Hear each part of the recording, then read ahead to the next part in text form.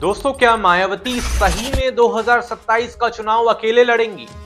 क्या बहुजन समाज पार्टी एक बार फिर उत्तर प्रदेश की सत्ता पर कब्जा करने की तैयारी में है? क्या इस बार सत्ता का पूरा खेल पलटने वाला है?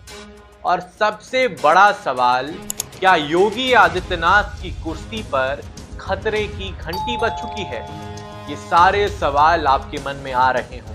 बीएसपी के बारे में ये चर्चा है कि उत्तर प्रदेश में पार्टी विधानसभा का होने वाला अगला चुनाव गठबंधन में लड़ेगी। इसकी ये आम चर्चा है, जो विशुद्ध रूप से लोगों को गुमराह करने की नीयत वाला ये फेक न्यूज है। अर्थात ये बिल्कुल गलत, झूठ, हवाई में मनगढ़ंत खबर है। मायावती का ये ऐलान सिर्फ एक बयान नहीं, बल्कि 2027 की सबसे बड़ी सियासी दस्तक है। एक ऐसा ऐलान जो पूरे यूपी के राजनीतिक समीकरण को बदल सकता है। उत्तर प्रदेश की राजनीति में एक बार फिर बड़ा सियासी बयान सामने आया है। मायावती ने साफ कर दिया है कि उनकी पार्टी बहुजन समाज पार्टी साल 2027 का विधानसभा चुनाव अकेले लड़ेगी। इतना ही नहीं, मायावती ने यह भी कहा है कि बसपा में इतनी ताकत और क्षमता है कि वह अपने दम पर सरकार बना सके। यह बयान ऐसे समय आया है जब उत्तर प्रदेश की राजनीति में गठबंधनों का दौर चल रहा है और लगभग हर पार्टी किसी न किसी सियासी समीकरण की तलाश में है। ऐसे माहौल में मायावती का अकेले लड़ने का ऐलान कई सवाल खड़े करता है। क्या यह फैसला मजबूरी है या एक सोची समझी रणनीति? और क्या बसपा वाकई में सत्ता की दौड़ में मजबूत दावेदार है या बन पाएगी? ये सारे सवाल खड़े होते हैं मायावती के इस ऐलान के बाद। मायावती का कहना है कि गठबंधन करने से पार्टी को हमेशा नुकसान हुआ है।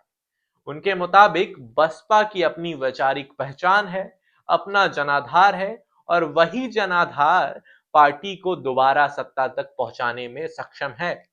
उनका यह भी मानना है कि बसपा किसी के सहारे नहीं, बल्कि अपने दम पर आगे बढ़ने वाली पार्टी है। अगर बसपा के इतिहास पर नजर डालें तो ये पहली बार नहीं जब पार्टी अकेले चुनाव लड़ने जा रही है। साल 2007 में बसपा ने बिना किसी बड़े गठबंधन के पूर्ण बहुमत हासिल करके सरकार बनाई थी। उस दौर में मायावती ने दलितों के साथ साथ पिछड़े वर्ग, ब्राह्मण और अल्पसंख्यकों को जोड़ने की रणनीति अपनाई थी, जिसे सियासी भाषा में सामाजिक इंजीनियरिंग कहा गया। आज बड़ा सवाल यही है कि क्या वैसे ही रणनीति दोबारा काम कर पाएगी? क्योंकि बहुत सारे रणनीतिकारों का कहना है कि फॉर्मूला हमेशा एक बार काम करता है। पिछले कुछ वर्षों में बसपा का सियासी ग्राफ नीचे आया है। चुनावों में पार्टी का वोट प्रतिशत पूरी तरह खत्म नहीं हुआ, लेकिन सीटों की संख्या लगातार घटी है। कई इलाकों में पार्टी का संगठन कमजोर हुआ है और जमीनी स्तर पर गतिविधियां पहले जैसी नजर नहीं आती। यही वजह है कि अकेले चुनाव लड़ने का फैसला कुछ लोगों को साहसिक लगता है, तो कुछ इसे बड़ा जोखिम मानते हैं। जानकारों का मानना है कि मायावती अब संगठन को फिर से खड़ा करने की कोशिश में जुट सकती हैं।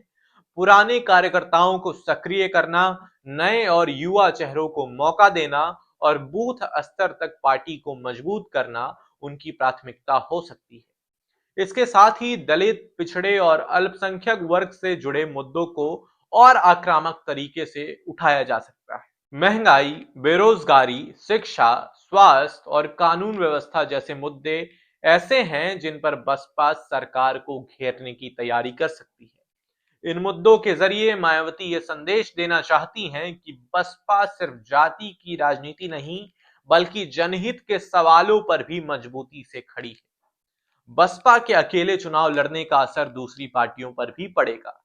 कई सीटों पर मुकाबला सीधा ना होकर त्रिकोणीय और चतुष्कोणीय भी हो सकता है। ऐसे में हार जीत का अंतर बहुत कम रह सकता है और हर वोट की कीमत बढ़ जाएगी।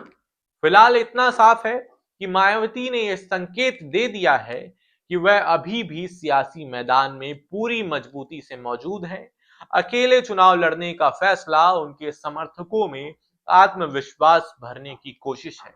अब देखना यह होगा कि आने वाले महीनों में बसपा अपनी रणनीति को जमीन पर कितना उतार पाती है और क्या 2027 में उत्तर प्रदेश की राजनीति में एक बार फिर मायावती की मजबूत वापसी होती है या नहीं।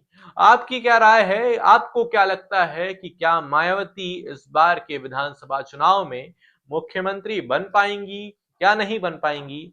मुझे कमेंट में अपनी राय और इस मामले पर अपनी जानकारी जरूर दीजिएगा। बहुत शुक्रिया। मेरा नाम है अर्नव। इस तरह की वीडियोस को देखने के लिए और मुझसे जुड़े रहने के लिए अभी मेरे चैनल को सब्सक्राइब करिए और बदलाव का हिस्सा बनिए।